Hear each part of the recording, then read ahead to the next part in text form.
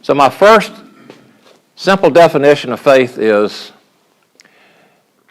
it's the ability to make a decision without knowing everything. Because every decision we make has consequences or that we cannot see ahead of time. We make hundreds of decisions every day.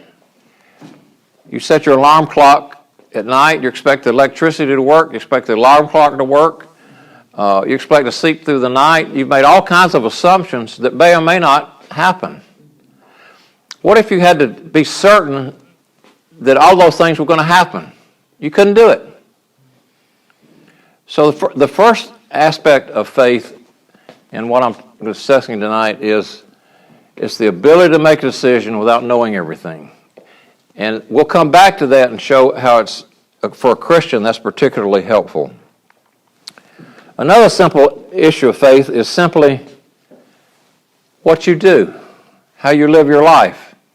You live your life by faith whether you're a Christian or not. What person chooses his or her parents? What person chooses his or her early education? By the time you're 10 or 12, in a sense, you've been programmed. So you didn't choose the knowledge with which you're going to make decisions at that point. So you could say that everybody is predestined, but it's also the issue of faith because you're limited in the decisions that you can make by your own knowledge. You cannot act on something you don't know. Some people talk about blind faith or leap of faith. There's no such thing. Now you may have an act, you may do something that you don't quite understand, but if you think through it, you can come to understand the reasons behind it. So there's no such thing as blind faith or leap in the dark. It's always for some reason. Now here's the most important, most concrete definition of faith. Faith is the commitment to act according to what one knows. The truth of that knowledge is determined by reality. Now, faith is not the act, it's the commitment to act. So you decide beforehand what you're going to do, and then you're committed to it. How many times have you committed to something, reading the Bible more often, losing weight, the common things that we face every day, but you don't quite do it. And it's actually that you don't have enough faith to really implement it. And that's why I said earlier, if you want to know what your faith is, just look at what you do every day. Because God has made us in a way that we cannot function except according to what we believe. Now here's the interesting thing. Philosophers have always wanted to know truth. But you go back what I said earlier about the person as a young child, later development and so forth, that philosopher has already been determined of what he's going to think. You can't get away from that. I mean, you might say, well, I'd really like to know the truth. I'll study this and this and this. But what makes him make those choices? It's his personal decisions. So he could say that faith are personal decisions that govern your life. That would be another way of looking at it. Now and so, along with that, your faith determines what you think is true. So the pursuit of truth is determined by your own personal interest, your own personal background, and so forth. So truth is dependent on faith, and that's where Augusta was talking about.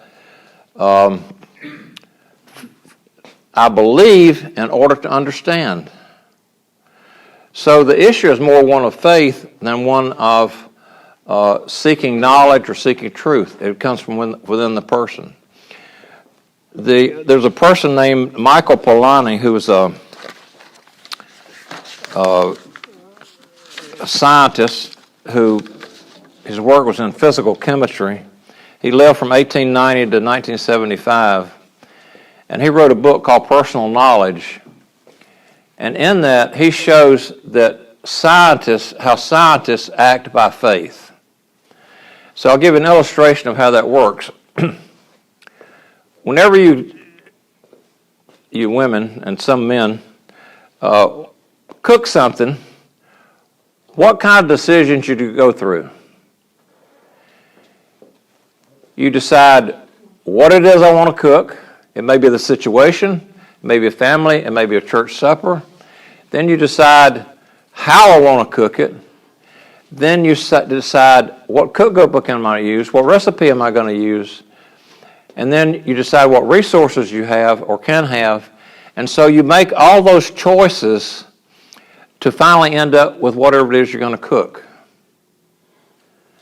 The scientist does the same thing. In schools, they talk about the scientific method. The scientist begins with, what am I going to study? In all the areas of science, there's hundreds, thousands, if not millions, of possibilities to study. What makes him pick the one that he picks? Who's funding it? What? Who's funding it? Where's the money? I was getting to that. That's important. That's one of the things. In fact, I'm glad she brought that up, because during my medical career, the AIDS came along about 1980. And virtually 50% of the federal funding changed from cancer, high blood pressure, heart attacks, and so forth to AIDS. And so if you're a researcher, if you wanted money for your research, you almost had to go into the study of AIDS. So what is it about that scientist that made him study what he did? I think beyond funding, there's more to it than that, because if you think of Edward O. Wilson had a He was the gene guy, wasn't he? Sir? He won the genetic... No, sir. Edward O. Wilson was a bug guy, believe it or not. He started studying ants.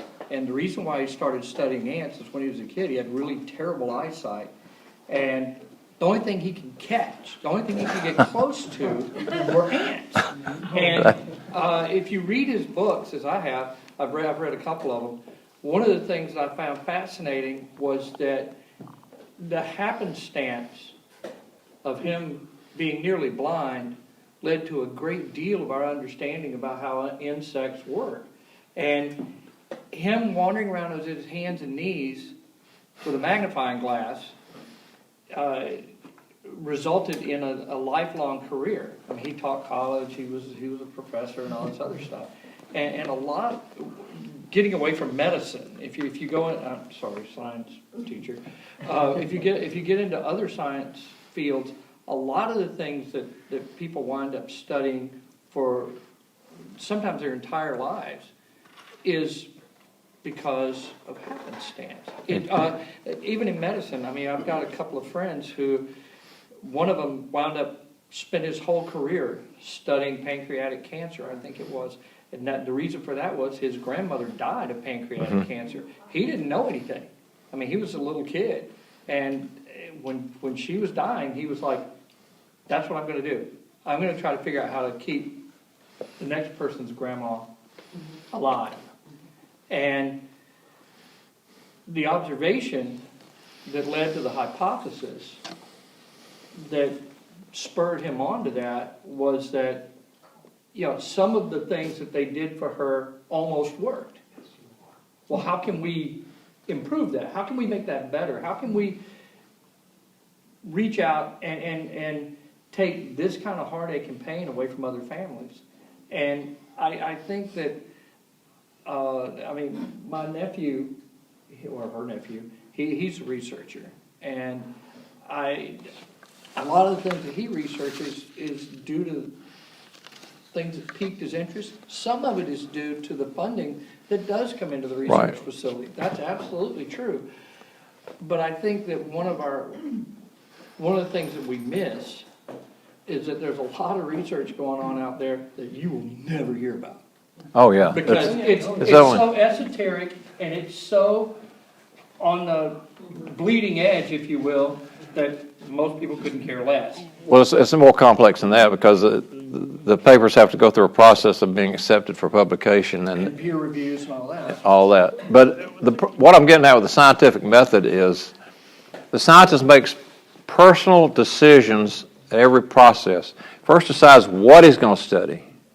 Then he decides how he's going to study it. And he has to consider he has to consider what instruments are available, what funding he has, and what method am I going to use? I mean, these other people have used this method. I'm going to use the same method, or I'm going to use a different method. And you go right down the line, and then how am I going to measure it? Am I going to measure it in yards or inches or millimeters or pounds or other criteria? There's certain guidelines to use that, but he makes decisions, personal decisions about that. And then as he gathers the evidence, what evidence am I going to gather? And how many things do I study? And then when he makes the measurements, he decides which of these are accurate and which of these aren't. And then he looks at all this study that he's done, and he has to draw conclusions from that. So he makes hundreds of decisions all along the line that have nothing to do with science. It's his personal, and that's why Polanyi named his book Personal Knowledge. Now, he was a world-renowned scientist who wrote letters back and forth to Einstein. That's the level at which his expertise was. And he talked about his own area of physical chemistry when they were studying crystals. And he talked about they would look at crystals and they began to make notes about the formation of crystals and so forth. And they would come to a crystal that didn't quite fit what they had studied before, so they would put that over here. And so they kept studying, and finally they came up with this elaborate design of crystals and information about crystals and so forth, but they had this pile over here that didn't quite fit. And we'll come back to why that is a little later. So that's where the personal aspect comes into making decisions. You've probably heard of the problem of subjectivity versus objectivity. And what we're speaking of, philosophers always wanted objectivity. And it exists, and we'll come to that in just a minute. But there's always been this debate between subjectivity, which is the personal aspect, which was what I've been going through, versus this objective idea. But the problem is, how is the objectivity determined? It's determined by a person or a group of persons. And so Polanyi, again, going back to him, talks about how new scientific approach will come along, and this board decides, votes on it, if you will, whether they're going to accept it or not. And he gives so many examples in this book of where certain information is introduced and not accepted, and later it is accepted. So, again, it's just personal choices all along the way. So that's and you can't get away from that. Whatever objective you choose is going to be determined by your subjectivity. Again, go back to Augustine. I believe in order to understand. In observation, too, one of the things that's real interesting, if any of you are hunters, you ever put out one of those cameras to view the wildlife? How many times do you see something come up to it and look at it? You think you're not having any effect, but especially wildlife observers, they've discovered that you can't objectively observe, because if you're there, you change the behavior. So you're not really seeing the behavior you're trying to see. I was reading, if you read anything by Jane Goodall and her work with the chimpanzees of Gombe, it's really amazing that she said, I can't make them stop. I want them to go do what they do, but they won't stop coming over here. And because they're curious about her as much as she is curious about them. And the same holds true with just about anything. Even, as you say, when we're trying to decide how to study something, how hard is it to take our personal bias, and that's not a bad thing necessarily, out of the equation? How do you really observe something? How many scientists will admit that they have a personal bias? I would say very few, but the reality is that's one of the reasons for peer reviews, if it's done right. Yeah, even peer review this is sad. In fact, there've been some papers written where the totally falsified that have gotten through the peer review process in supposed very high levels of scientific study. Agreed. I'm glad you brought that up because I hadn't planned to mention this, but it's true even in quantum physics. Very simply, them making something that's a little more complex, very simple, but there's a way to fire protons from for lack of a better term, proton gun at they want to see how they behaved going through a slit in the background where they're shooting protons, and they did it with one slit, and then did it with two slits, and then did it with a camera. And when they put a camera there, your observer, it changed the pattern. That's eerie, but it changed the pattern. Now, why do you think all this is so variable? Why are experts often wrong? There's a book written, the title of it is Experts. The title of it is Wrong. Why Experts Keep Failing Us and How to Know When Not to Trust Them. Scientists, finance wizards, doctors, relationship gurus, celebrity CEOs, etc. An expert is often wrong. Why? Why do experts have so much trouble? And why is there this personal aspect to what we experience? I'm getting ready to tie all this together. Well, they tend to live in a bubble. Because there is no perfection. You cannot. There's what? There's no perfection. You cannot. Why? Reach a state of perfection because Christ is the only perfect being. Getting close. Or God in Christ. The world is What kind of universe is this? fallen. Fallen? Why is it fallen? Sin. Why is there sin? Choice. Because she ate an apple. Because God has set the standard. This is a personal universe created by a person. Is God fully predictable? No. He is a person. And He structured a universe that shows His personality and His personal creativity. It's not science, it's a person. It's not an object, it's a person. It's a subject. But He's given us what all philosophers have looked for, but most of them don't accept it. I like what Marx says. One philosopher comes along and says this, the next philosopher comes along and says something different, and you all the way down the line, all the way back to the first philosophers in Greece. So what they've all looked for is totally objective knowledge. Is there such a thing? But there is. This.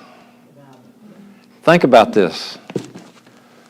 God as a person has put down an objective source of knowledge. Now, it's still a subject that has to interpret it, but you know that this book is true, and you're much less likely to make errors because of it. Think about this. The Bible is the only source of knowledge that for over 2,000 years has never changed. There's nothing else in history. I mean, you have the Bhagavad Gita's and the others in the Hindu world, but they're so non-specific and they're all over the map. and there's not hardly anything consistent about them. The only other religion that comes close is what? Actually two, one more than the other. Judaism, which is really the first half of Christianity, and to put it in a very non-specific way, the first half of Christianity, but that hasn't been fulfilled because Messiah hasn't come. Then the other is the Muslim, but comparing the Quran with the Bible is it's like night and day. But and it shows that even a lifelong study in a particular area does not necessarily arrive at truth. Because a Muslim scholar can spend his entire life studying the Quran. Will he ever arrive at truth? No. So, that's where we end up with faith. God has given us something in which is trustworthy for the person to study, and as close as we can get to objectivity. Well, but for someone who isn't already a Christian, one of the problems with acquiring faith is I think our faith comes from evidence. And what I mean by that is this. Until you try to put your faith in God, you can't get the evidence you need to prove that it's true. What I mean by that is your knowledge, you can know the Bible. I know a lot of people can quote hundreds of verses, but they never apply it. They never attempt to apply it because, well, that would cause a leap of faith. But once you do, even if you only know one or two verses, once you begin to try, you ask God through those to guide you a little, and suddenly things start happening. And suddenly faith begins to build because the knowledge that you gained is corroborated with the information that you're taking in through your own daily life. And yes, it's a big concern what happens to us after we die. I wholeheartedly agree. However, I think that most of us are like the guy that went to study alligators went to study bugs in the swamp and suddenly was being chased by alligators. And it's hard to remember that I was there to study mosquitoes when I'm trying to avoid being eaten. I'm not really worried about the mosquitoes anymore. I'm more worried about getting to tomorrow. And a lot of the people that I've dealt with over the years, they seem to be far more concerned about, hey, I've got a child that seems to be headed to jail. I can see the pattern in his life. What do I do? I can't seem to put the bottle down. I can't seem to hold down a job. I can't seem to write things with my spouse. These things dominate their lives. And I think that while longing to fix eternity is really important, I think longing to learn how to live with your daily life and the strength that faith in Christ can give you is of a far more immediate concern. Does that make any sense? Well, sure. In our, I would differ with you a little bit. In our Presbyterian and Reformed belief system, we believe it is God that stirs you up to begin that looking that you're talking about. Agreed. And we call it effectual calling. And it's one of the reasons I emphasize the Ordo Salutis so much, simply the order of salvation, because God working in a person causes them, they can study all the evidence they want, but unless God opens their mind to placing their faith somewhere other in their own judgment, then they're not going to change, or they'll never be able to understand, to grasp the reality of God and what He has said in His Word. Ephesians 2:8, faith comes. What is it, Randy? By grace you've been saved through faith, and not of I yourselves. understand. It is a gift. It is a gift. It is a gift of God. And what? Not of works. Not of works. Let us see any man should boast. So that's where I want to. And there's one other thing that I want to go back to, where I started. Go your way. Your faith has made you whole. What is the difference in the person? Why can't a person have enough faith to be healed? What is it about faith that occurs in those people, or the faith to move mountains? The theologians like to divide faith up into three elements: assensus, fiducia, and notitia. Assensus means just simply, I have faith and I agree to the extent that I'm willing to act on it. Fiducia is just another term for faith, but notitia is the key. Notitia is a Latin word for knowledge. And so as I started out, all faith is based on some knowledge. Now, how did the person come to know that he or she was going to be healed, so that Jesus would say, go your way, your faith has made you whole? Well, they had seen it happen. They'd seen it happen, but they didn't know that it was going to work for them. But they'd seen it happen. God implanted the knowledge. God gave them the knowledge. Go your way, your faith, in the knowledge that I've given you to make you whole. That's the difference. It's a gift. What? It's a gift. Yeah, it's a gift. Again, it's a gift.